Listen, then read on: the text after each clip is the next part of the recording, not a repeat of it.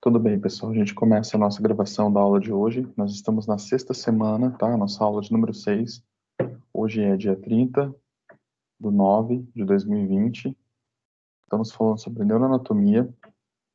Especificamente hoje, eu reviso com vocês o conteúdo até o momento, tá? Para preparação para a prova. E aí, então, a ideia é que a gente possa avançar um pouquinho só no conteúdo, mas eu não vou aprofundar muito no novo conteúdo da sexta aula, né? Para poder fechar o material para a prova, para que vocês tenham a noção do que é importante, tá? Bom, no primeiro momento, o conceito mais importante que vocês vão precisar se recordar é o conceito de tecido nervoso, tá? Então, essa é a primeira questão, assim, tá? O que é o tecido nervoso? Como ele é composto? E para eu entender como ele é composto e por que que ele é tão importante, né? Os tecidos compõem os órgãos, tá? E os órgãos compõem os sistemas. Então, para entender o sistema nervoso, eu tenho que entender o tecido, como ele é feito, para poder entender os órgãos, tá? E entender todo o funcionamento do sistema nervoso. Esses tecidos, por sua vez, são compostos por células. No caso do sistema nervoso, por células muito específicas. Um tipo de célula chamada célula nervosa, também é chamada de neurônio, e tem um tipo de célula chamada célula neuróglia, tá? Que é chamada de células da neuroglia, ou da neuróglia, ou células da glia. São células que dão suporte aos neurônios. Então, o primeiro conteúdo importante para vocês, para a prova, é como é o neurônio, como ele se organiza, como funciona o seu interior, como funciona a sua estrutura, tá? Essa parte é a parte mais importante do começo. Entender os neurônios e depois entender as glias, tá? Sobretudo os tipos de célula-glia. Então, os neurônios são células que apresentam geralmente longos prolongamentos. Então, eles têm uma estrutura de um corpo celular redondinho, como das outras células eucariontes, mas eles têm prolongamentos muito grandes, muito compridos, e chegam a ter até metros de comprimento, a depender do neurônio, tá? Neurônio que liga uma extremidade do meu corpo a outra extremidade, então, por exemplo, a ponta do dedo até a medula espinal, ele é muito comprido. Então, ele tem um prolongamento muito grande. E ele forma fibras. Dessa forma, ele forma uma fibra, tá? Ele se organiza em grupo e forma fibra. Então, geralmente, a característica do neurônio é essa. E ele apresenta um longo prolongamento, tem a capacidade do impulso nervoso e que pode se organizar em fibras. Núcleos, quando eu digo corpos celulares, e fibras, principalmente, quando eu digo a respeito desses prolongamentos dos neurônios. Existem ainda outros vários tipos de células que são chamadas células da glia, tá? Que também compõem o tecido nervoso. Que além de sustentarem o neurônio, oferecendo o suporte, né, para a atividade neural, a nutrição dos neurônios e o processo de defesa do sistema, elas também participam da organização do sistema nervoso, tá? Inclusive de forma estrutural. As células da glia é que sustentam os neurônios e fazem com que o sistema tenha toda a forma que tem, tá? Os neurônios, eles não se tocam por conta do aspecto neuroquímico dele.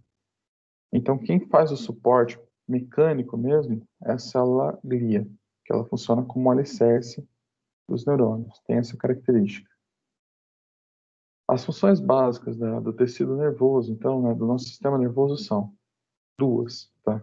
Detectar, transmitir, analisar e utilizar as informações processadas pelos estímulos sensoriais, representados por calor, luz, energia e as modificações químicas do ambiente, seja ele externo ou interno.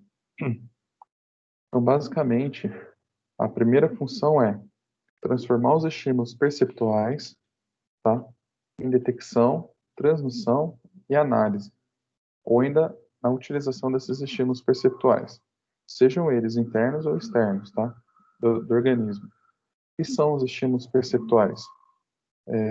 os estímulos dos nossos órgãos dos sentidos. Então, a luz é um estímulo perceptual, está relacionado à nossa sensação de visão, né?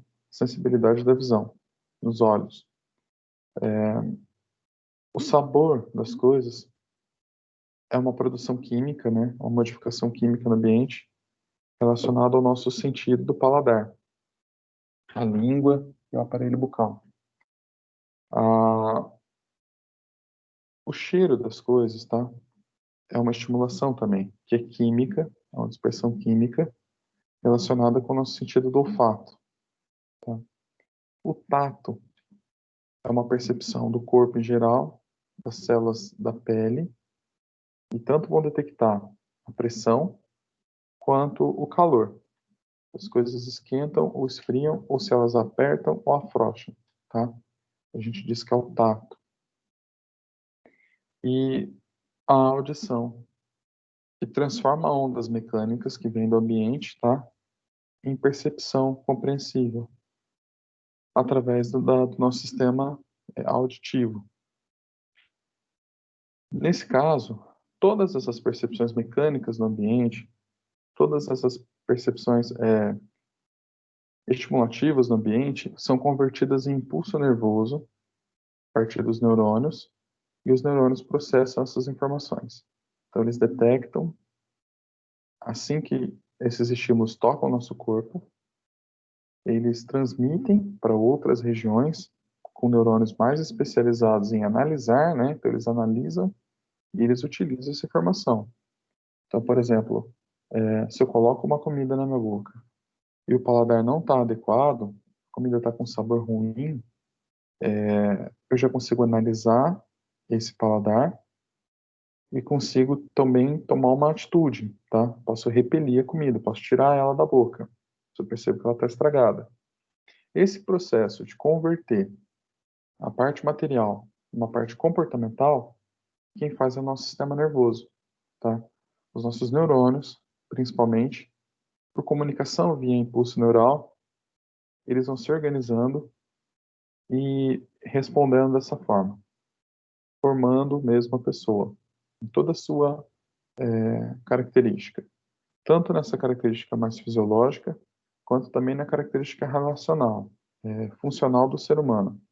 Então, quando o ser humano pensa, quando ele fala, aquilo que ele é em termos de consciência, personalidade, todas essas estruturas estão presentes nos neurônios. Desde quando a gente nasce até a vida adulta, a gente vai desenvolvendo esse sistema nervoso que na vida adulta atinge a forma que a gente mais conhece, tá? Então as pessoas na vida adulta têm uma personalidade já um tanto formada, elas já têm uma experiência do mundo razoavelmente formada, então elas já têm uma possibilidade de ação dentro dessa capacidade, tá? Que o neurônio desenvolve. Então a primeira função é essa: detectar, transmitir, analisar e utilizar informações. A segunda função é organizar e coordenar, de forma direta ou indireta, o funcionamento de quase todas as funções do organismo, tá? Então, as funções motoras, aquilo que eu estava falando, traz a informação de fora, depois essa informação é processada e transferida. Então, tem essa característica. Então, as funções motoras, as funções viscerais, as funções endócrinas e as funções psíquicas são todas produzidas pelos neurônios, tá? Como eu estava dizendo, nossa personalidade, aquilo que a gente é. Então, detectar as coisas, trazer as coisas de fora, processar as coisas, mas também organizar tudo isso no nosso mundo interno, tá? Nosso sistema nervoso, então, ele pode ser dividido em duas partes anatômicas, tá?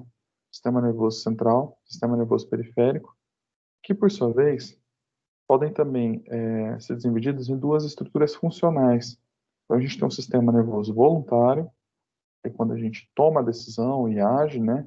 E um sistema nervoso autônomo, que é quando o organismo responde, mesmo sem a presença da consciência ou da vontade, tá? Que é uma das coisas que a gente vai estudar em breve, daqui a pouco. No primeiro momento, assim, os neurônios, né? As principais células do nosso tecido nervoso. O neurônio, então, ele composto por células nervosas, né? Ele é uma célula nervosa, na verdade, e ele é formado de uma característica muito específica. Ele tem um corpo celular, né, um pericário, que é uma estrutura central, como vocês fizeram o trabalho, vocês desenharam, né? Nessa estrutura central contém um núcleo, tem um núcleo contido, e desse núcleo, dessa estrutura central, né, tem um material genético na qual vai ser produzida a síntese de proteínas dentro do neurônio. Dentro do pericário ainda tem algumas organelas específicas que ajudam a sustentação do neurônio. E do pericário, do corpo celular, vão sair os prolongamentos que o neurônio vai utilizar para se comunicar com outros neurônios. Os prolongamentos que recebem as informações eu chamo de dendríteros.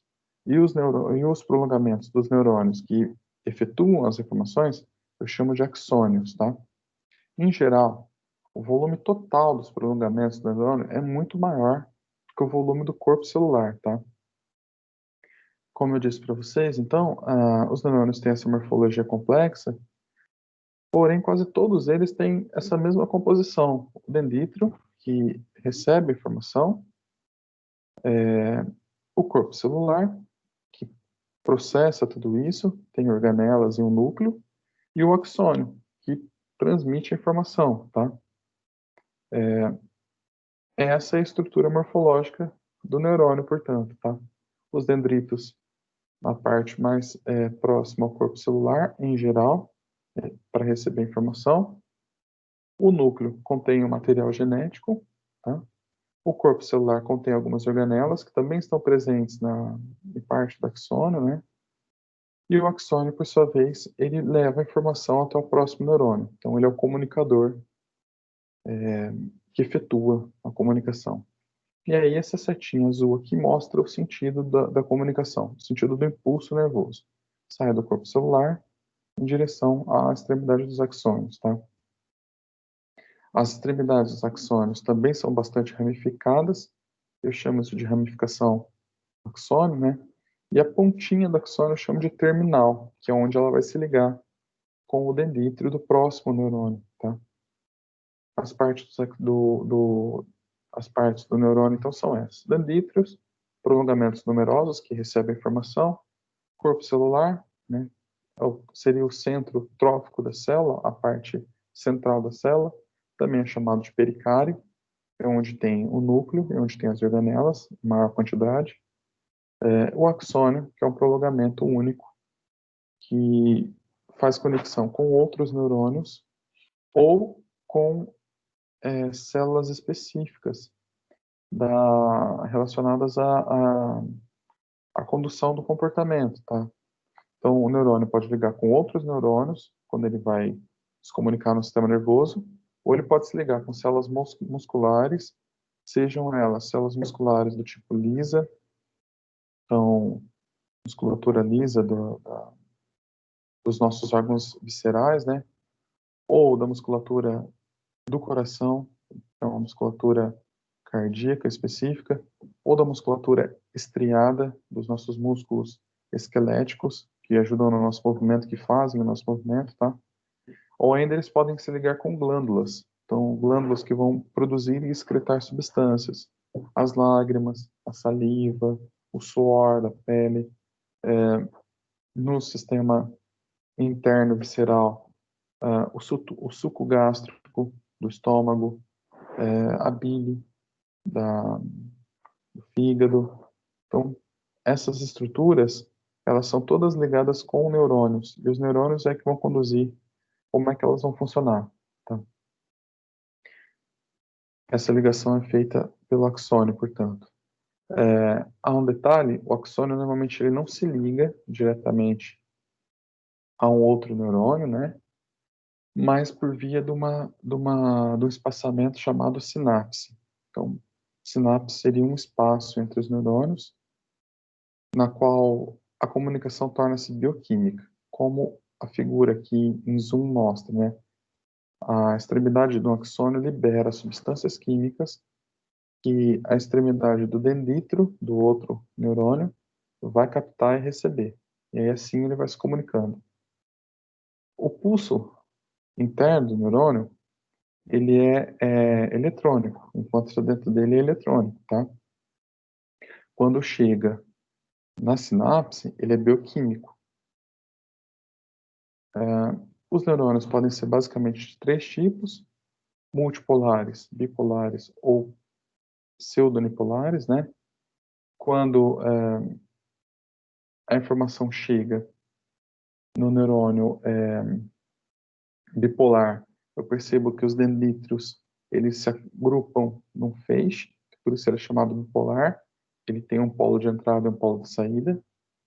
Quando os dendríticos chegam diretamente no corpo celular, eu digo que ele é multipolar, porque ele faz múltiplos polos de entrada e um único polo de saída. E quando ele tem um caminho estendido, que às vezes não passa pelo corpo celular, eu digo que ele é unipolar ou pseudonipolar, porque ele faz uma única transmissão, que vem de uma região para outra, tá? Então, ele tem essa característica muito específica. Cada um desses neurônios vão estar presentes numa parte do meu sistema nervoso, e eles têm uma funcionalidade específica. O impulso nervoso, propriamente, que é a comunicação dos neurônios, né? Os neurônios apresentam um potencial de membrana, isso porque eles são capazes de acumular conteúdos químicos específicos, né? Então, no caso, os cátions e os ânions, eles conseguem controlar esses conteúdos químicos que são carregados positivamente ou negativamente, e dessa forma eles conseguem manter um potencial na membrana celular, tá? Que faz com que o potencial interno do neurônio seja diferente do potencial externo, em termos elétricos mesmo, tá? Esse potencial, ele vai variar, né? Quando o neurônio está parado, eu digo que ele está em potencial de repouso, e ele vai estar geralmente carregado entre 70 e 90 milivolts, então ele tem um potencial de carregamento, e quando ele precisa disparar esse potencial, ele faz como se fosse uma pilha. Ele libera energia, quando ele é ativado, né? Ele libera energia e executa o potencial de ação. Então, o potencial de membrana é a diferença natural que fica entre o neurônio e o meio. O potencial de repouso é o potencial de membrana com o neurônio parado, não funcionando. E o potencial de ação é o potencial diferencial produzido durante o funcionamento do neurônio, tá? Então, essa é a situação. Potencial de ação é a funcionalidade do neurônio. Aqui tem um gráfico mostrando exatamente essa condição, né? Quando o neurônio está no potencial de repouso, ele tem uma carga específica. Quando ele despolariza, quando ele dispara, ele entra no potencial de ação, né? Então ele despolariza, disparando a carga eletromagnética que percorre do corpo celular até a direção do axônio, né? E aí lá no axônio ele vai disparar o próximo neurônio a partir da fenda sináptica com neurotransmissores. Imediatamente depois que ele dispara, ele começa a repolarizar para poder ficar no nível carregado de novo. Então ele dispara e recarrega, tá? Assim que ele recarrega, ele desequilibra momentaneamente na hiperpolarização e depois reequilibra. Nesse ponto ele está pronto para disparar de novo. Então ele dispara e dispara de novo quantas vezes for preciso. O pulso nervoso é muito rápido, tá? Aqui, a disposição do gráfico inteirinho demora 3 milissegundos. Então, por segundos, o neurônio consegue disparar muitas e muitas e muitas vezes. Ele tem essa capacidade de ser muito rápido e muito funcional. Esses cátions e íons que eu falei para vocês, que mantêm a polaridade do neurônio, são principalmente quatro, tá? Então, o sódio, que é representado pela sigla NaCl, que é o elemento químico do sódio, né? O Na é o elemento químico do sódio. Eu falei NaCl, me desculpem. É o sódio, é o Na+, tá? Ele é representado pelo elemento químico do sódio, que é o Na, mais a carga dele positiva, que é o sinalzinho de mais. O potássio, que é representado pelo elemento químico K, que é o símbolo atômico, né, do potássio, que nesse caso também é um cátion, por isso representado pelo sinalzinho de mais. O cálcio, que é representado pelo elemento atômico Ca, que nesse caso está carregado com 2 cargas positivas, por isso 2 mais, e o cloro, que tem como elemento químico Cl, tá? A representação do elemento químico é o Cl, e um menos porque ele é carregado negativamente.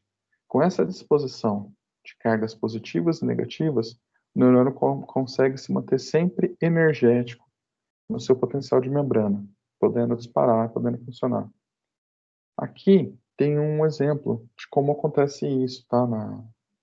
No potencial de ação. Na membrana celular, existem canais específicos, tá?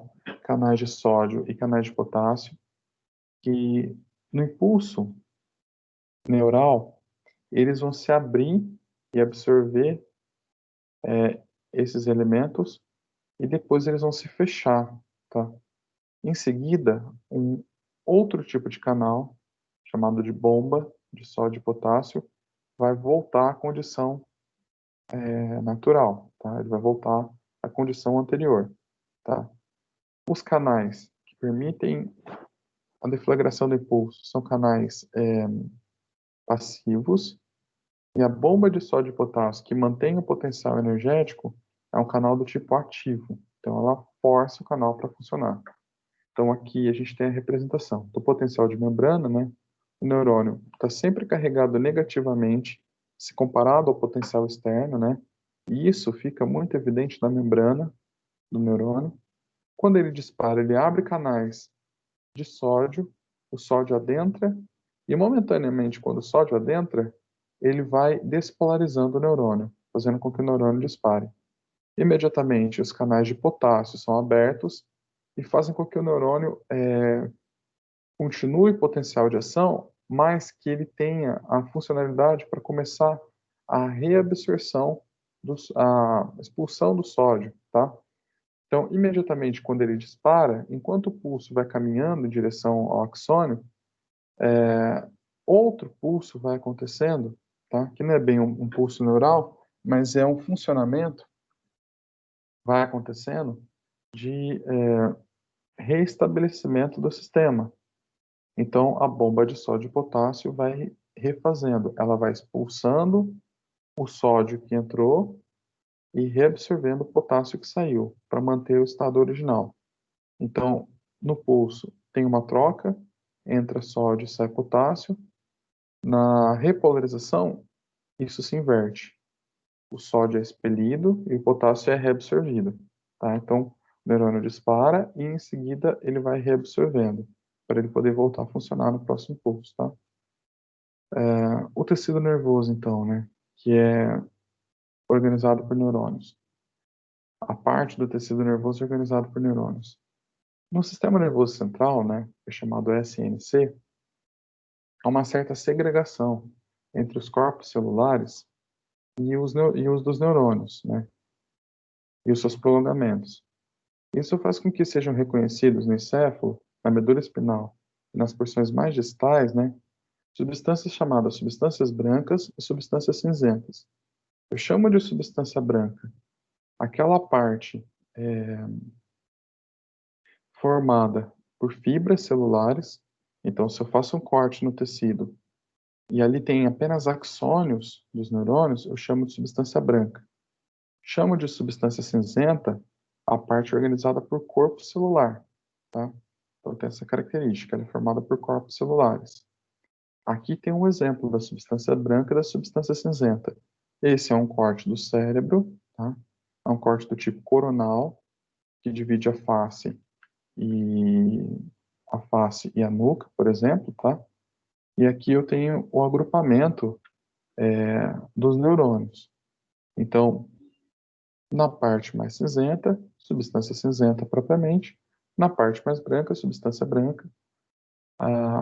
O pericárdio dos neurônios fica localizado na substância cinzenta, tá? O corpo do neurônio fica localizado na substância cinzenta, enquanto que os axônios ficam localizados na substância branca, tá?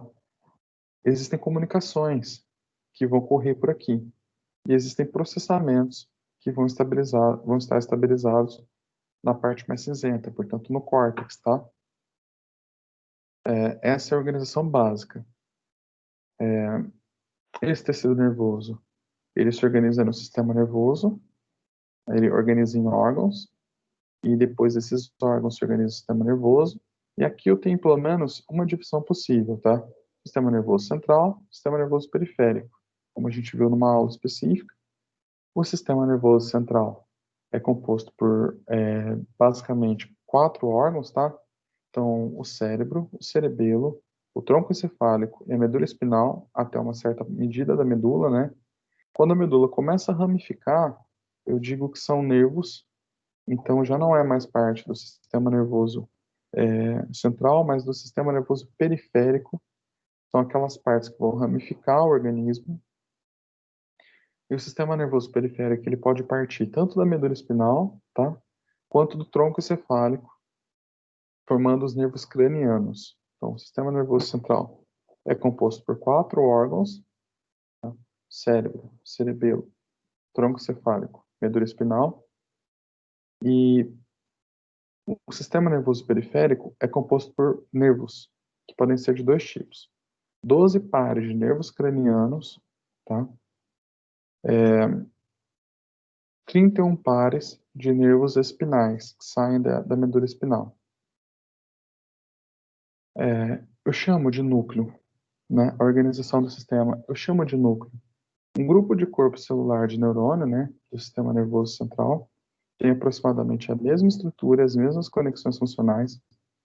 Eu chamo de trato um feixe de fibras nervosas com a mesma trajetória, a mesma função e o mesmo destino. As fibras podem ser mielinizadas ou não mielinizadas, ou seja, elas podem ter células glias que revestem os neurônios ou não, tá? Eu tenho o fascículo, que é basicamente um trato formado por fibras mais compactadas, fazendo uma espécie de feixe, tá? Um tubinho. Eu tenho o funículo, que forma como um funilzinho mesmo, e eu uso o nome funículo quando eu estou me referindo a um fascículo ligado na medula espinal. Comissuras e decussações são formações de cruzamentos de tratos, tá? Então, o trato é um conjunto de fibras. A comissura e a decussação são cruzamentos desses tratos, né? Onde eles se cruzam, eu chamo de comissura ou decussação. Gânglio seria como um núcleo, só que no sistema nervoso periférico, tá? No sistema nervoso central, eu chamo de núcleo. No sistema nervoso periférico, eu chamo de gânglio, tá? É um conjunto de corpos celulares. E o leminisco, que é uma estrutura de transporte, como é também o fascículo e o funículo. Porém, o leminisco tem um formato mais achatadinho, tá? Ele tem um formato mais achatadinho. Tem essa característica. A referência desse primeiro momento da aula é desse livro aqui, tá? No capítulo 2, neurônios e o tecido nervoso. Bom, aí a gente teve a nossa segunda, na verdade, a nossa terceira aula, né? Falando a respeito das células glias. Deixa eu abrir o slide aqui com vocês. Falando a respeito do conteúdo das células glias, para poder complementar essa ideia. Professor, Oi, um neurônio, ele morre, certo? morre. E aí ele não vive de novo, não tem como fazer ele Não. voltar. E ele também tem um mau funcionamento, ele pode funcionar com deficiência, ou ele é bom ou ele não existe, está morto. Por exemplo, na, no déficit de atenção, que a sinapse não é completa, é isso? Não sei se é isso. Por exemplo, ele trabalha com deficiência, assim. Olha, ele pode trabalhar com deficiência sim. Eu acho que entendi essa pergunta. Você perguntou se assim, se o sistema nervoso funciona numa espécie de tudo ou nada, né? Ou ele funciona por Isso, completo, ou ele está morto. Não é isso. bem assim. Ele funciona com mais ou menos eficiência, a depender de certas circunstâncias que são celulares, tá? Uhum. Como vocês vão ver lá em bases biológicas, ou como já estão vendo, alguns de vocês estão cursando a matéria, outros não, as células têm um conjunto de organelas internas que fazem processamentos de substâncias como um todo, tá? Eu vou chamar genericamente isso de proteína. O neurônio, a depender da circunstância genética da pessoa, também está sensível a essas regras. Então, ele pode produzir mais ou menos substâncias, tá? Então, o funcionamento dele fica inadequado por esse motivo. Então, eu não saberia dizer exatamente se o mecanismo do TDAH é tal como você disse, mas provavelmente o mecanismo de todo o transtorno psicológico acontece numa desregulação geral dos neurônios, tá? Então, assim, quando deveriam produzir uma quantidade de um neurotransmissor específico, no caso a dopamina, eles produzem uma quantidade diferente. E o resultado geral é uma alteração no comportamento da pessoa como um todo. Então, o neurônio pode funcionar parcialmente ou de forma inadequada? Pode, a depender da nossa genética e a depender também da nossa interação com o ambiente. Certas coisas que eu vou sofrer e vou viver, estresse ou ainda disfunção, podem influenciar diretamente nisso. Tá? Então, tem sim essa característica. Pode, pode sim agravar o funcionamento geral da pessoa. Tal como uma célula vai produzir lá uma síntese de proteínas e vai produzir uma substância, o neurônio também precisa produzir isso. Para poder comunicar um com o outro lá na sinapse, ele vai precisar de neurotransmissores. Então, se o sistema produz menos do que precisa, ou produz exageradamente, tá? Produz mais do que precisa, o resultado é que aquela região vai funcionar de forma inadequada. Se eu estou falando de um núcleo específico, aquele núcleo vai funcionar de forma inadequada. E o resultado é que, como esse núcleo controla uma função geral da pessoa, essa função vai estar debilitada. Então, supondo que eu tenha um núcleo lá que sustenta a atenção, tá? Supondo que eu tenho um núcleo que sustenta a atenção dos estímulos. Se esse núcleo não funciona de forma adequada, o resultado geral é que a pessoa não consegue prestar tanta atenção nas coisas. Isso varia mesmo de pessoa para pessoa. Naturalmente, os nossos neurônios são muito parecidos. Biologicamente, eles são muito parecidos.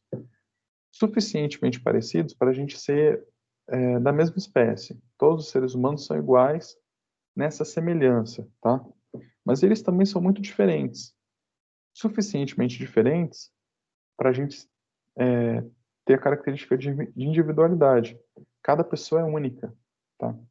Cada organismo de cada pessoa é único. E esse aspecto único tem a ver com a nossa genética. Algumas pessoas têm tendências neurais a funcionar de uma forma, outras pessoas têm tendências neurais a funcionar de outra forma. Então, por exemplo, uma pessoa que tem uma tendência neural a ter depressão, ela pode ter um funcionamento não tão eficiente assim na produção de serotonina e dopamina, por exemplo. Então, existem pequenas variações, mesmo, naturalmente. Os neurônios funcionam do tipo tudo ou nada, né, vivo ou morto, mas além disso, isso varia de pessoa para pessoa. Tem algumas pessoas que têm um sistema nervoso que funciona de um jeito mais eficiente, outras pessoas que funcionam de um jeito um pouco menos eficiente para determinada condição, tá? E essa circunstância, ela tem uma variância muito pequenininha, insuficiente às vezes para eu perceber a diferença de uma pessoa para outra. Mas em situações extremas, o acúmulo dessas características pequenas podem gerar uma alteração grande, tá? Todas as pessoas têm tristeza, por exemplo, que é um funcionamento lá do nível celular, dos neurônios, tá? É o neurônio funcionando que produz a tristeza. Todas as pessoas têm tristeza. E toda a tristeza das pessoas funciona dentro de um gradiente. A gente não está sempre triste da forma igual. Tem vezes que a gente está mais triste, tem vezes que a gente está um pouco menos triste. Como a alegria também, ou qualquer outra emoção, tá? Acontece que tem pessoas que têm níveis de recuperação variados, assim. Tem pessoas que ficam tristes e se recuperam rapidamente, né? Se animam rapidamente. É uma forma do sistema nervoso funcionar. E tem pessoas que têm uma tendência a recuperar mais lentamente, tá? Essa recuperação da tristeza mais lenta também é uma forma do sistema nervoso funcionar. E tem aquelas que entram em desequilíbrio. elas demoram mais ainda para recuperar. Nesse caso, eu digo que é a depressão, tá? De forma geral, eu chamaria essa funcionalidade dos neurônios de temperamento, tá? As pessoas têm temperamentos diferentes. Algumas têm uma tendência a ficarem alegres com facilidade. Então, elas vão rir com facilidade, elas vão ser entusiasmadas com as coisas, tá? Tem uma certa facilidade. Outras pessoas têm um temperamento mais fechado, ou seja, o funcionamento dos neurônios é de outra forma, tá? É lá no nível neural que isso acontece. Mas objetivamente, se eu pegar o neurônio e olhar para ele, ele é muito parecido de uma pessoa com a outra. Ele é suficientemente parecido para ser quase o mesmo, mas ele também é diferente, suficientemente diferente para que a somatória dessas diferenças, neurônio por neurônio, dê uma somatória comportamental na pessoa depois. Tá? Então, a pessoa que tem um temperamento mais fechado, mais triste, ela tem uma tendência, então o funcionamento neural talvez mais lento ou mais devagar para um neurotransmissor específico. Ela pode ser excelente para muitos outros, mas para um talvez seja mais lento, tá? Ou produz menos quantidade, numa característica específica. A somatória de um neurônio pequenininho que produz um pouquinho menos dá um sistema geral que produz um pouquinho menos. E o resultado geral é que no comportamento dessa pessoa eu vou perceber essa variância, tá? Então, os neurônios funcionam do tipo tudo ou nada? Funcionam, vivo ou morto. Mas, além disso, eles funcionam em níveis diferentes nas diferentes pessoas? Sim, como o nosso corpo é diferente nas diferentes pessoas, os neurônios também são diferentes nas diferentes pessoas. Algumas dessas diferenças podem ser tão agravadas que formam transtornos psicológicos. Há um componente biológico, e esse componente biológico, quando colocado em uma situação ambiental específica, então, por exemplo, um estresse, ou uma chateação, aborrecimento, mal-estar, uma dor, ele tende a funcionar com aquela característica mais agravada. Então, a pessoa que já tem uma tendência à inflexibilidade cognitiva, à tristeza, quando ela passa por certo estresse, ela tem uma tendência a desenvolver a depressão, tá? Então, todas as pessoas podem ter depressão? Potencialmente sim, mas para algumas isso é mais evidente do que para outras por conta desse fator. Como, por exemplo, o bronzeamento na nossa pele, né? Algumas pessoas tomam um pouquinho de sol e ficam com a pele muito bronzeada. É uma resposta hormonal, de um tipo de hormônio específico chamado melatonina.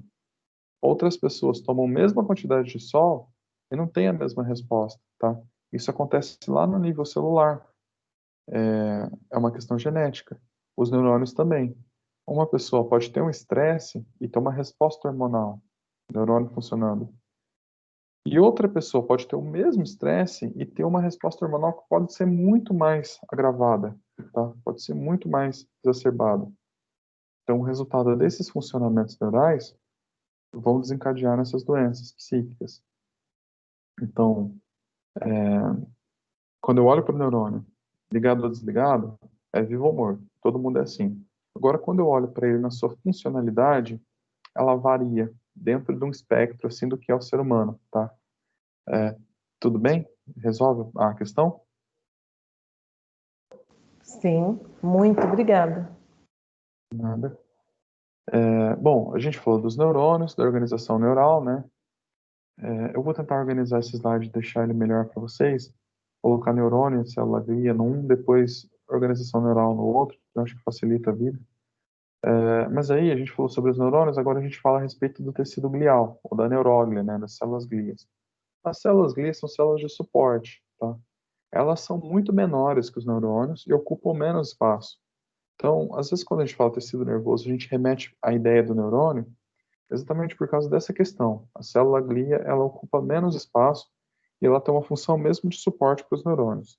Inclusive, elas vão auxiliar os neurônios de forma que para cada neurônio tem uma quantidade grande de células glias recorrentes especializadas em acompanhar ele. Não sei se vocês já viram um pit stop da Fórmula 1, por exemplo. A estrela ali da Fórmula 1 é o carro de corrida, né? É o carro de corrida que vai fazer a corrida e vai funcionar. Mas esse carro de corrida precisa de combustível, de pneu, né? Quando ele para no pit stop, aquele monte de pessoas que vêm em volta e vão consertando ele, arrumando, trocando pneu, pondo a gasolina, funcionariam tal como as células glias funcionam para o neurônio. É o neurônio que faz o impulso neural, ele que organiza nosso sistema nervoso em termos de detecção dos sinais, da funcionalidade. Mas para ele ter esse funcionamento tão específico, ele depende dessas células que vão estar sempre auxiliando ele. Basicamente, a gente tem 4 tipos de células glias, tá? 4 tipos de células da neuróglia. Os astrócitos, também são chamados de astróglias. Os oligodendrócitos, que são chamados de oligodendróglias, por causa do nome glia, né? As micróglias, que são pequenininhas, são chamadas de microglias. E as células que são epidimárias, que são células relacionadas ao revestimento do tecido, em algumas regiões, tá? E aí a gente focou a respeito de três que são mais importantes no nosso trabalho, ao menos mais importantes para a compreensão geral, né? A gente focou nessas três que são mais importantes para a compreensão geral do sistema nervoso, mas aqui nessa aula de revisão eu falo sobre as 4 tipos de novo, tá? Então, tecido glial ou neuróglia tem essa função de suporte, sustentação, né, manutenção do sistema nervoso como um todo. E aí eu tenho o seguinte, o primeiro tipo é o tipo chamado astrócitos, né? O nome astrócito vem de astro mesmo, tá? Astro quer dizer estrela, e cito quer dizer célula. Então, astrócito, célula em formato de estrela, tá? Os astros celestes são estrelas. Quando eu olho para o céu de noite e vejo uma estrela, o que eu vejo é um pontinho, né, todo radiado, cheio de risquinhos em volta. O astrócito tem essa característica, por isso ele tem esse nome. Em geral, ele tem uma característica de parecer uma estrelinha mesmo, tá? Isso porque o núcleo dele tem um corpo celular, que seria o miolo ali da estrelinha, né?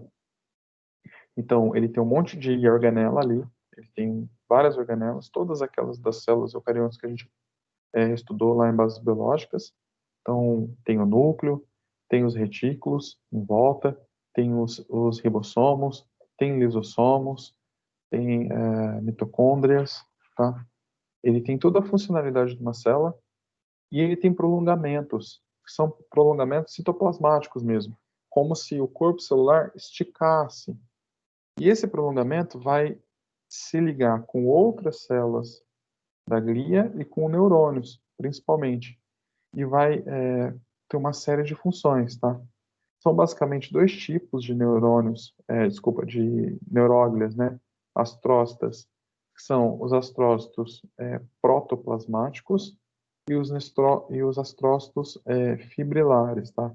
Eles têm uma característica bem marcada, na qual o protoplasmático ele é mais ramificadinho, tá? E isso vai ter uma função, né? Ele tem uma função de aumentar a superfície de contato.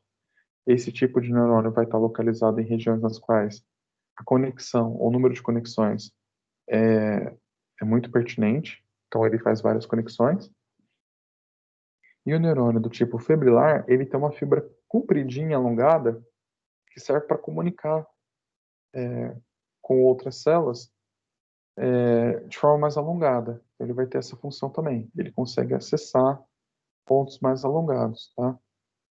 Ambos são astrócitos. Eles têm aquele formato de estrelinha. Um corpo celular com um núcleo e uma série de prolongamentos. Aqui, vocês estão vendo o detalhe, que eles estão ligados a um conjunto de células capilares, tá? Células do sistema arterial ou venoso, quer dizer que traz sangue ou leva sangue. São células capilares, células de veias e artérias, tá? Porque eles pegam os nutrientes que vêm do sangue, eles filtram o nutriente para não entrar nenhuma bactéria, nenhuma, desculpe, nenhuma substância tóxica no sistema nervoso, tá? Então, eles fazem uma espécie de filtragem e depois eles é que fazem a distribuição desses nutrientes para os neurônios e eventualmente para outras glias assim que precisem, tá? Então, eles são os receptores dos recursos e distribuidores dos recursos, né? Tem essas características. Os astrócitos, então, vão fazer esse processo de recepção e vão funcionar como uma espécie de barreira físico-química que vai regular a permeabilidade das substâncias no interior do sistema nervoso, tá? No interior do tecido neural. Como é o astrócito que está em volta da veia e da artéria, as coisas precisam passar por ele. Então, é muito difícil ter uma infecção bacteriana no cérebro, por exemplo. Quando eu tenho, em geral, eu chamo isso de meningite, tá? Ah, quando tenho, em termos genéricos, né, eu posso chamar isso de meningite. Ela é difícil de ser estabelecida, porque não é fácil entrar uma bactéria no sistema. E ela é também difícil de ser tratada, porque não é fácil colocar medicamento lá dentro do sistema, tá? Então, exatamente porque os astrócitos filtram tudo que entra. Tem essa característica de filtragem. Além dessa função de filtragem, que evita o potencial tóxico de substâncias que possam entrar, né, e danificar os neurônios. E se eu tiver morte neural, eu tenho um problema grande. Se a pessoa começa a perder neurônios, ela tem um problema comportamental grande, né? Há exemplo, doenças neurodegenerativas, como o Parkinson, o Alzheimer. A pessoa tem um problema funcional grande depois. Às vezes ela não consegue nem se alimentar sozinha mais, né? Para o organismo representa algo muito grave. Então, para evitar isso, a neurodegeneração, o neurônio morrer, né, o astrócito faz a filtragem. E outra função importante é a homeostasia do potássio extracelular. Ele também regula a quantidade do íon potássio que o neurônio vai utilizar lá no potencial de ação, tá? Então, ele ajuda a manter o sistema regulado, né? E ele é crucial para manter, então, a excitabilidade neural. Lembra, o potencial de membrana, ele mantém a carga nervosa,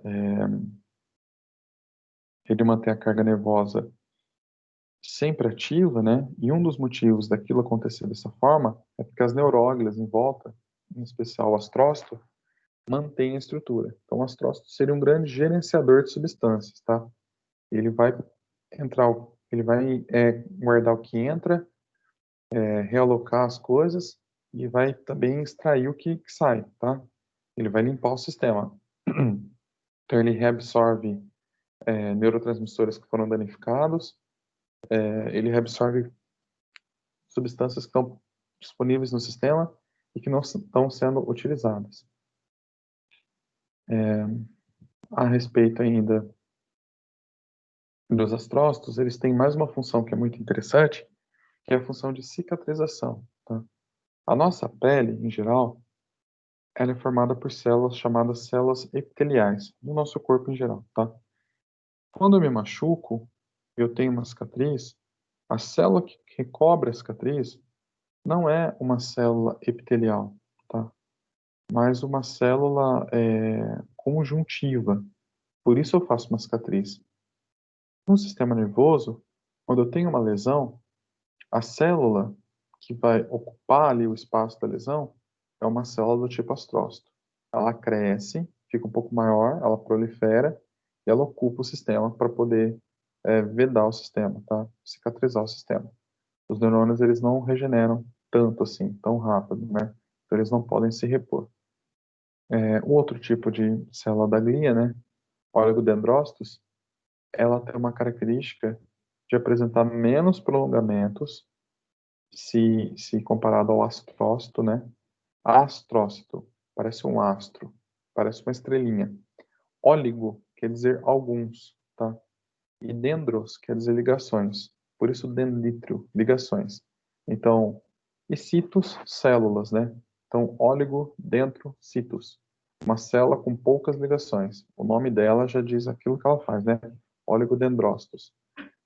Elas têm poucos prolongamentos, se comparados com os astrócitos, né? E esses prolongamentos são mais robustos. Esses prolongamentos vão ligar o sistema como uma forma de pilar, tá? São chamadas também de células satélites por esse motivo, porque elas vão se ligar nas outras células e vão amarrar as outras células para poder fazer a estrutura funcional. Inclusive vão se ligar com os astrócitos, inclusive vão se ligar com os neurônios e vão sustentar os neurônios funcionais. Naquelas fibras que eu falei um pouquinho atrás, que são fibras mielínicas, né?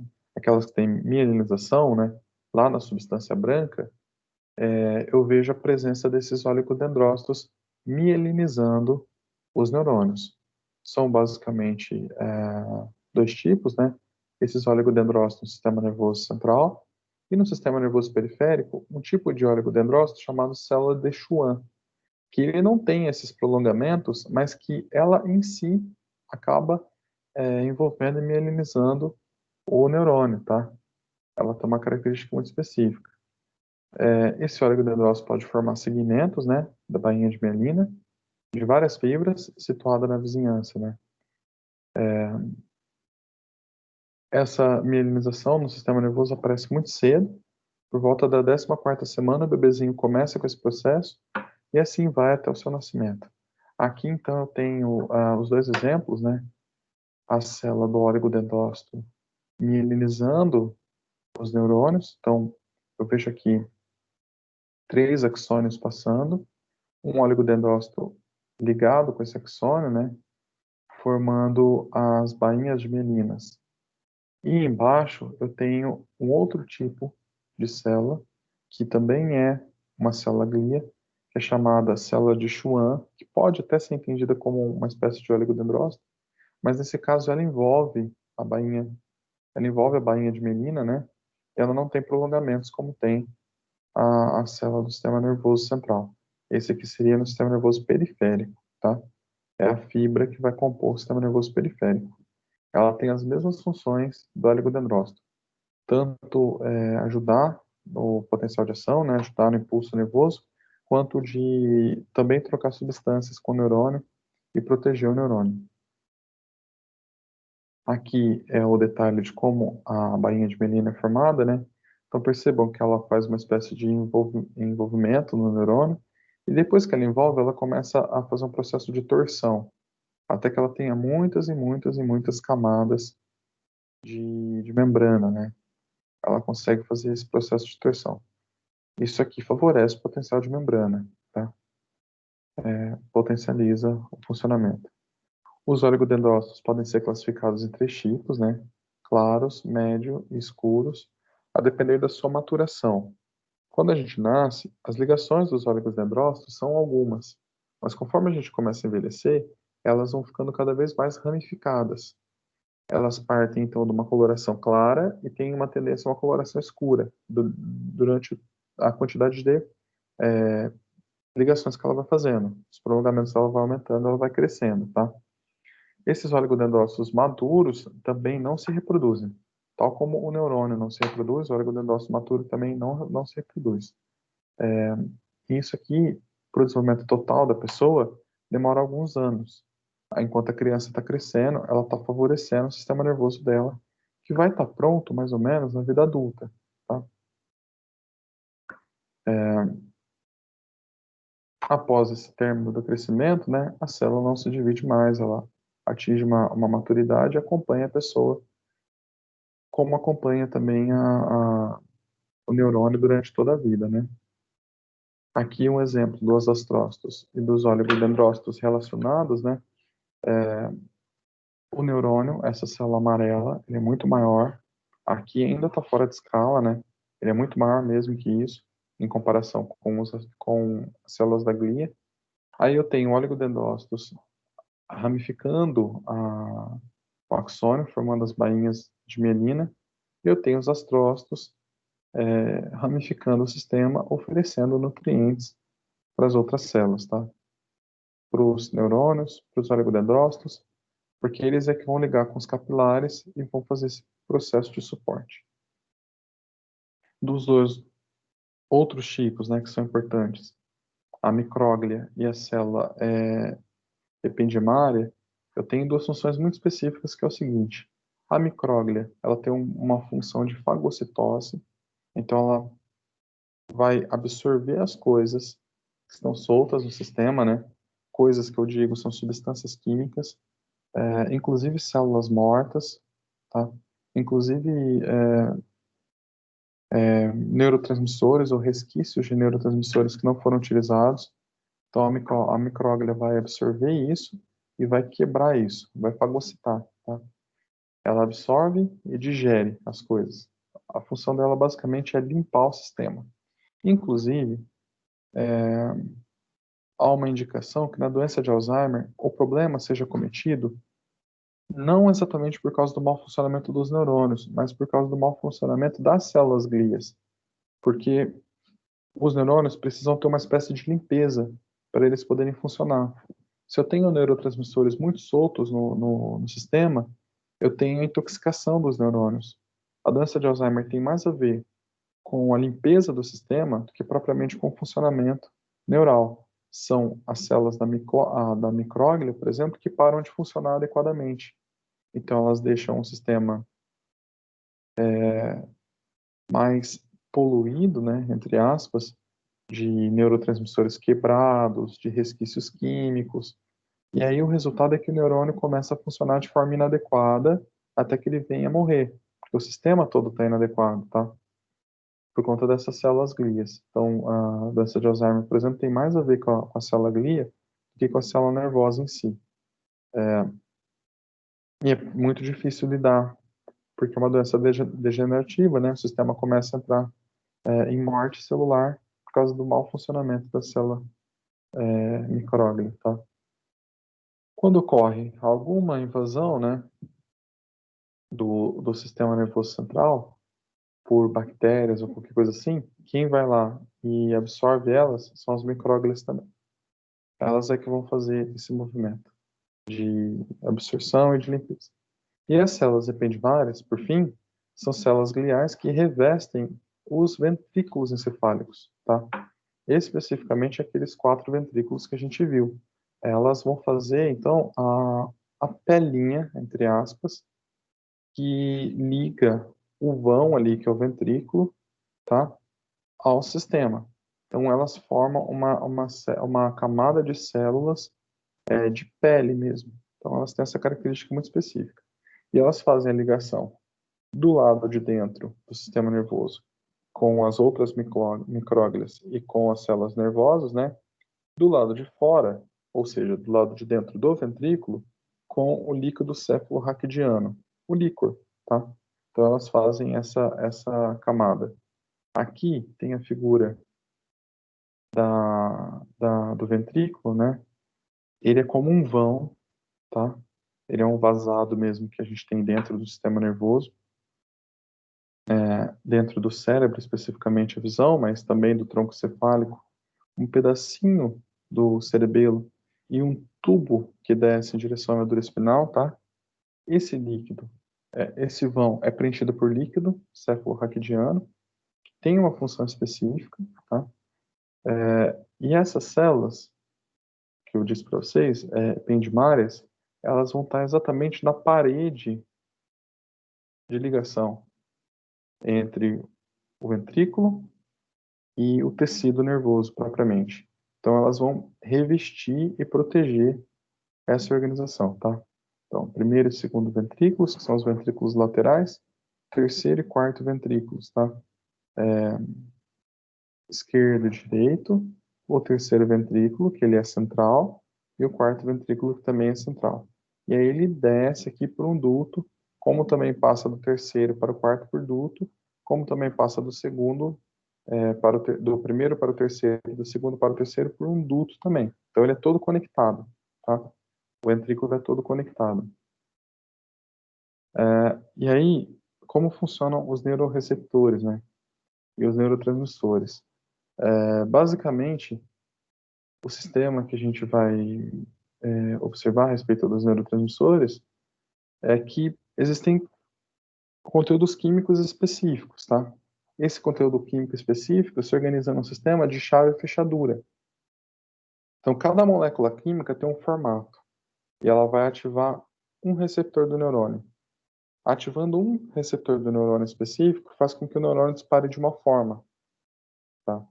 Então, a ativação neuroquímica, ela também vai se dar por via dessa comunicação de chave e fechadura, tá?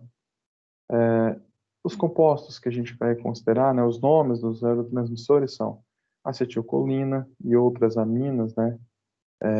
Então, adrenalina e todas as inas, né, que são relacionadas por a palavra amina, né, são um tipo químico específico, os aminoácidos, né, a, que compõem o sistema, a dopamina, que compõe o sistema, a serotonina, a estina, o glutamato, o aspartato, todos esses são neurotransmissores e cada um vai ter uma zona de ação específica. Vocês vão ter uma disciplina sobre neurofarmacologia e nessa disciplina vocês vão ter aprofundadamente todos os neurotransmissores e como eles funcionam, tá? Por isso eu não estou focando tanto nesse aspecto, mas é essa a característica. Os neurotransmissores, então, são moléculas produzidas pelos neurônios, tá? São proteínas produzidas pelos neurônios que têm um formato específico e que vão ativar os outros neurônios da fenda na parte pós-sináptica através de um sistema de chave e fechadura. Agora ele se encaixa no botão e funciona. Aqui tem um exemplo desses neurotransmissores, né? Eles têm um padrão molecular muito específico e esse padrão molecular muito específico é que faz o sistema de chave e fechadura.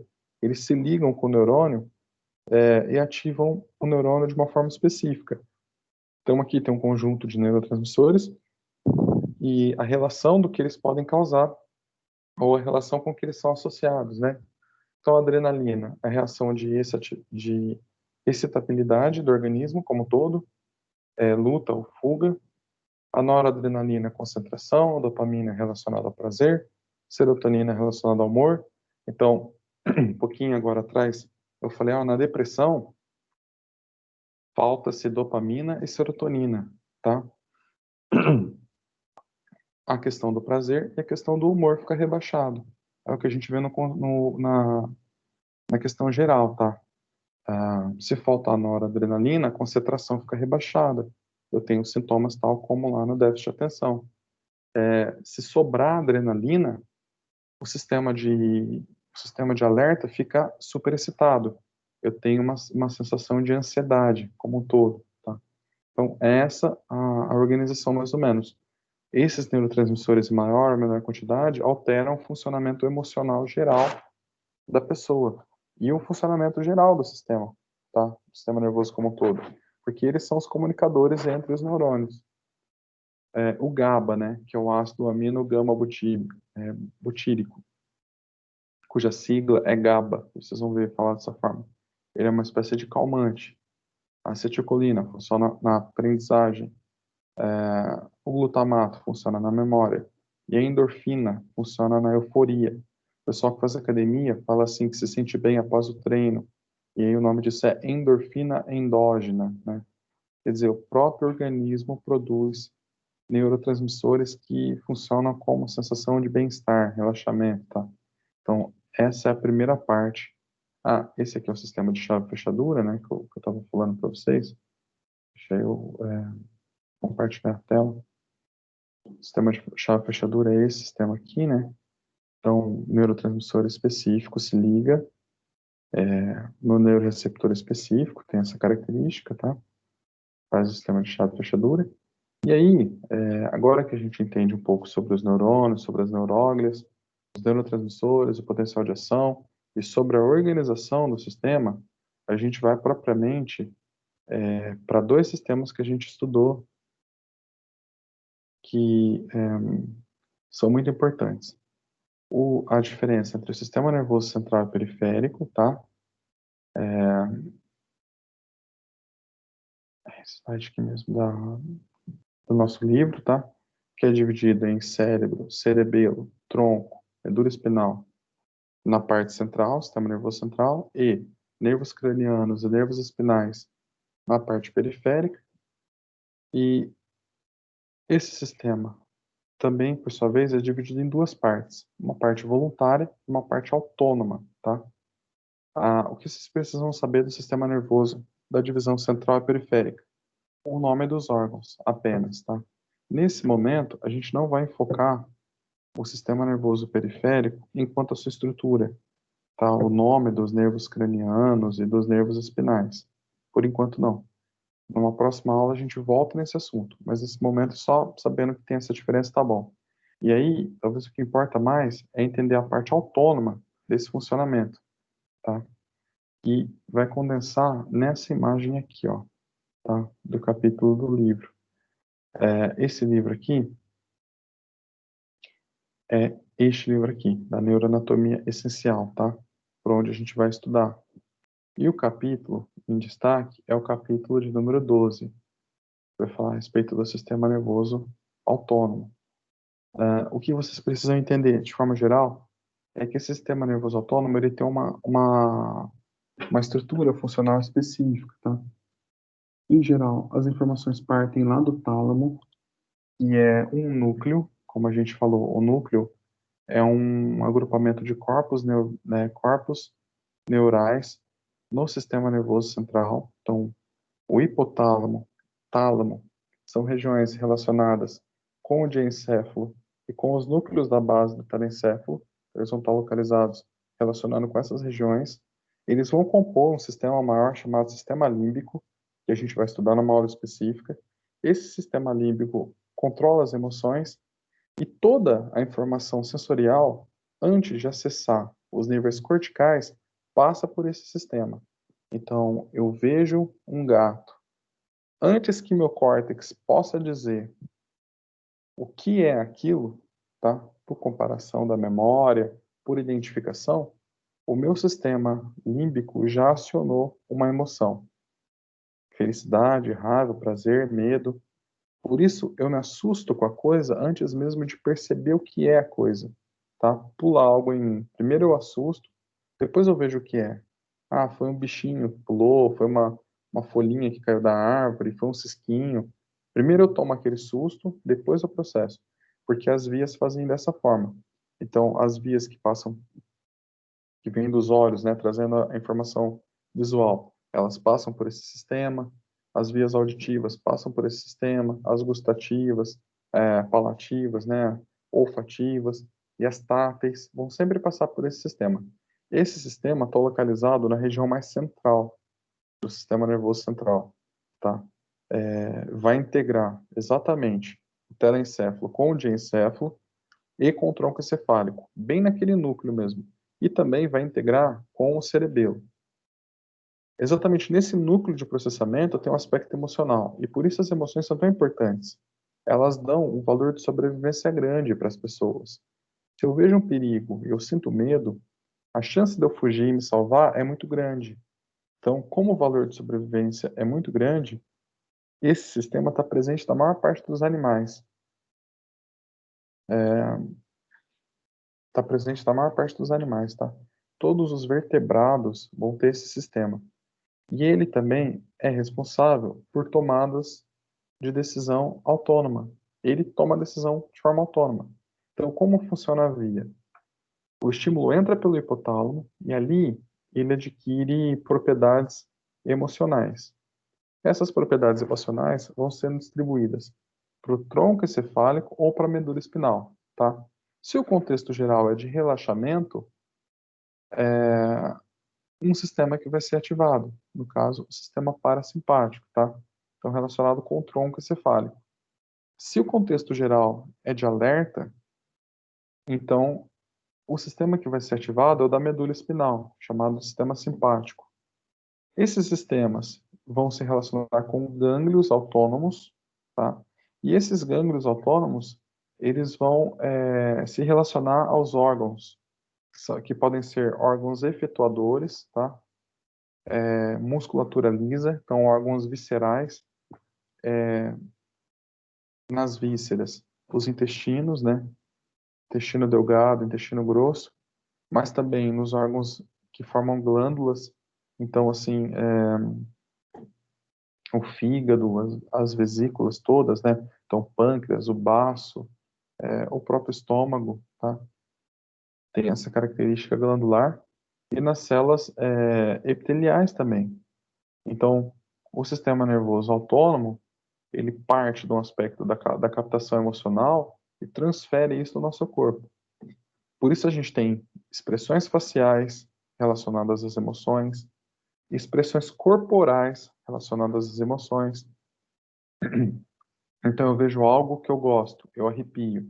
Eu vejo algo que eu tenho medo, meu corpo arrepia. Esse arrepio que sente é um efeito corporal advindo de uma emoção. Eu vejo algo, meu coração dispara. Eu vejo algo, meu coração se acalma. É um efeito geral, tá? Então o hipotálamo, ele tem esse aspecto emocional e ele é que vai distribuir a informação para os órgãos efetuadores, na musculatura lisa, nas glândulas e no tecido epitelial.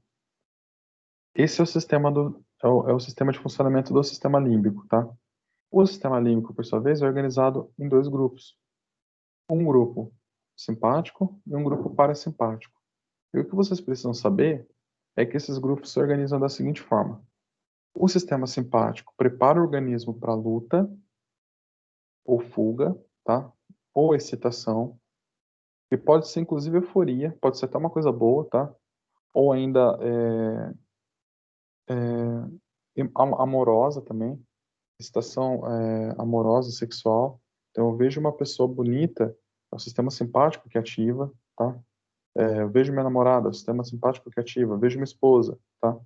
Ou ganhei um prêmio, ou tirei uma nota boa, fiquei feliz, é o sistema simpático. Então ele prepara para a excitação. Em geral, a gente percebe essa alteração corporal, tá? E o sistema parasimpático, o contrário, ele prepara para o relaxamento, tá? Então, nas relações maiores, eu tenho sempre os dois sistemas funcionando em conjunto, ligando e desligando, funcionando um e outro, tá? Aquele processamento que acontece no hipotálamo, ele tem uma via descendente, né, que vai ativar o sistema a partir da ligação com a medula espinal. Então, quando passa ali no tronco encefálico, na região mais central, ele ativa o sistema parasimpático. E também lá na extremidade da medula espinal, na região mais sacral, tá? Que vai controlar os órgãos mais, mais baixos, né? Que são os órgãos que ficam dentro da cavidade pélvica, dentro do osso pélvico. Então, os órgãos excretores, tanto dos intestinos quanto da bexiga, né? Excretores de urina e fezes, mas também os órgãos reprodutores. Então, eu chamo isso aqui de urogenital e excretor, tá? Quem vai controlar é o sistema parasimpático também, para relaxamento, para a pessoa funcionar. Então, com o sistema parasimpático ativo, a pessoa consegue se alimentar, conversar, ter tranquilidade para dormir, ter tranquilidade para ir ao banheiro, ela vai funcionar razoavelmente bem. Quem tem criança pequena em casa sabe que se a criança fica muito agitada, ela esquece, entre aspas, de fazer xixi. E aí ela dorme e faz xixi na cama. Se ela brinca muito de correr, se ela fica muito ativada assim, ela esquece de fazer xixi. O pessoal antigo falava assim, né? Ó, não fica brincando muito de correr que você esquece de fazer xixi e depois faz xixi na cama. Ou criança que faz muita arte faz xixi na cama. Não é bem que a criança faz arte e então faz xixi na cama. É que durante todo o dia ela passou com o sistema simpático dela ativado de tal forma que ela só vai ter o relaxamento no parasimpático na hora de dormir mesmo, na hora do sono. Então é aí que ela faz xixi. E é por isso que as mães também recolhem as crianças e fazem elas tomar banho antes de jantar. Então elas estão brincando na rua, a mãe fala assim, então vem tomar banho agora. Vai. Por quê? Nessa hora, se ela estava brincando de correr, se ela estava agitada, ao que ela tomar banho, ela promove o relaxamento. O contexto geral é de relaxamento, é ali que ela consegue fazer a necessidade dela, é ali que ela consegue jantar e dormir. Então, é uma espécie de inativação, começa ali na hora de tomar banho, tá? A criança pequenininha está aprendendo a controlar esse sistema ainda. Se deixar, ela funciona a toda, porque a motivação dela geral é a de exploração mesmo. Mesmo a criança maiorzinha, até a terceira infância, mesmo adolescente, mesmo nós adultos, tá? Quantas vezes a gente não vai numa festa, numa balada, num barzinho e fica tão eufórico que chega em casa e não consegue dormir? Parece que fica com a cabeça a mil. É por conta desse sistema, tá? Então, é essa a funcionalidade. O sistema parasimpático prepara o organismo para descansar, o simpático prepara ele para ativar. Os órgãos mais relacionados são os órgãos internos, que é onde a gente vai sentir as nossas emoções, de forma geral. Então, quando o meu hipotálamo é ativado, eu tenho uma sensação cortical de medo. Eu percebo que tenho medo, mas eu também tenho uma sensação corporal de medo. Meu coração dispara, parece que o peito fica apertado, tá? Exatamente porque o que está ativando é o sistema simpático. O coração disparar, bater mais forte, com maior frequência, o pulmão funcionar mais rápido, né? A boca fica seca, eventualmente os olhos secarem. Essa funcionalidade é a funcionalidade do sistema simpático, tá? Então, o que vocês precisam saber é isso, que um ativa para a luta, outro ativa para o descanso. E os órgãos relacionados, os olhos, as glândulas, coração, pulmão, órgãos viscerais e órgãos relacionados à excreção e urogenitais. Se vocês entenderem isso, é o suficiente. Essa ligação de quais gânglios que fazem qual ligação, qual é a via, isso eu não vou cobrar na prova, tá? Então, é a via tal que faz tal ligação, não precisa. Mas saber onde está comportado o sistema, isso é importante. Saber que o sistema simpático está comportado na medula espinal, da altura mais ou menos da C2, tá? Até a altura mais ou menos da L2, isso é importante. Então, o sistema simpático inteirinho é produzido por um corpo ganglionar, tá? Por um corpo ganglionar relacionado com a medula espinal. Quer dizer, C2 não na medula, mas no começo do corpo ganglionar, tá? E L2 também não na medula, mas no final do corpo ganglionar. Então, é a extensão dos gânglios.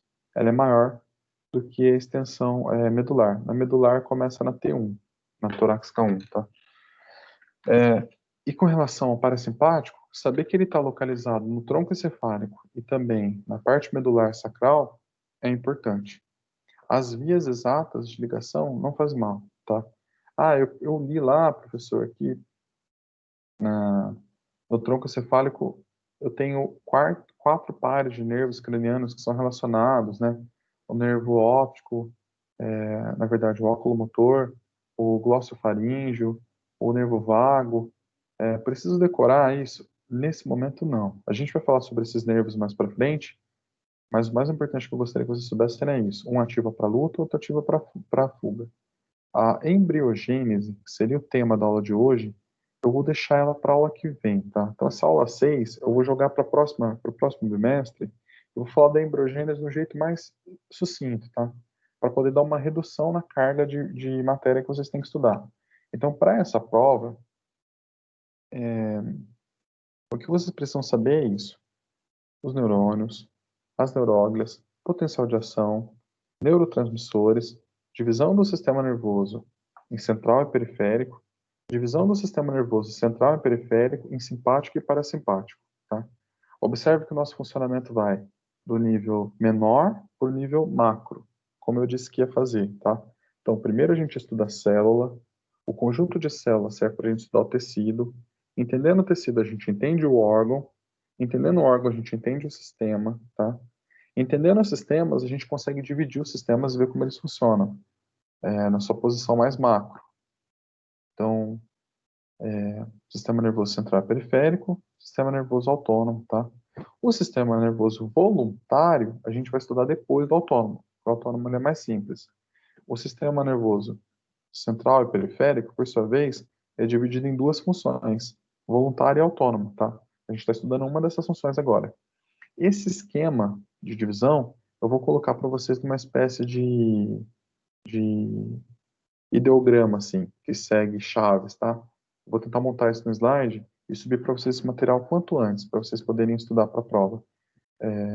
para poder fechar. Vou lançar até o material da aula 6, pelo menos, e vou encontrar bastante videoaula para poder ajudar vocês.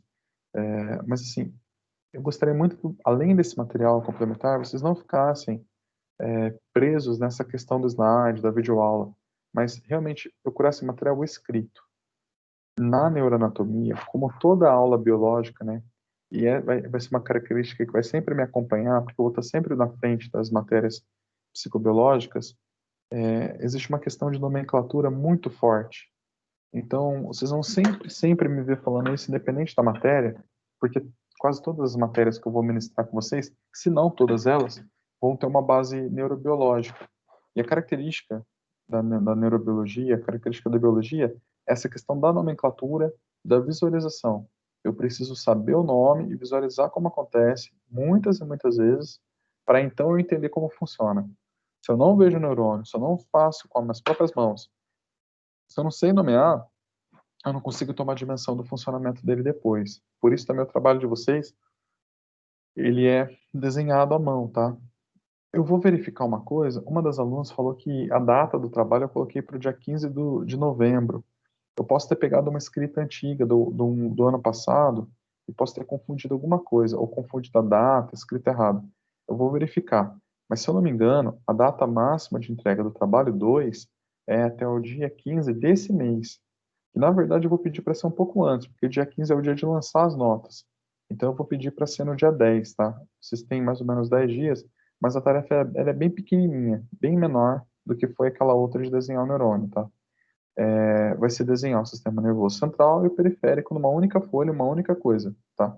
O sistema nervoso periférico não precisa estar detalhado nos pares de nervos, mas apenas fazer a esquematização dele vai ficar clara, tá?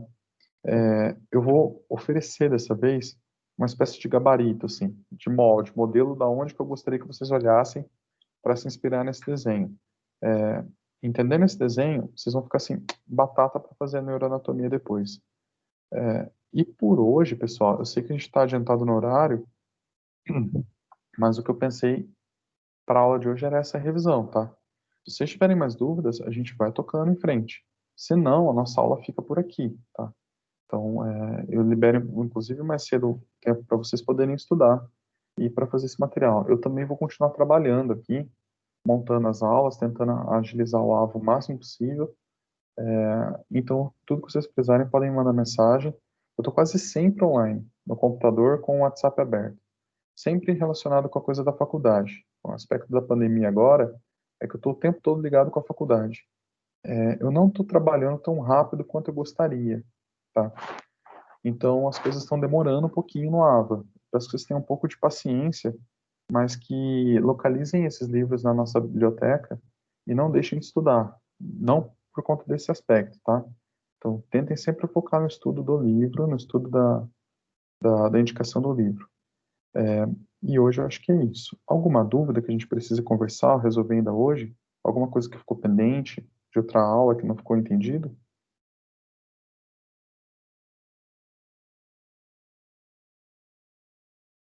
Tranquilo, pessoal?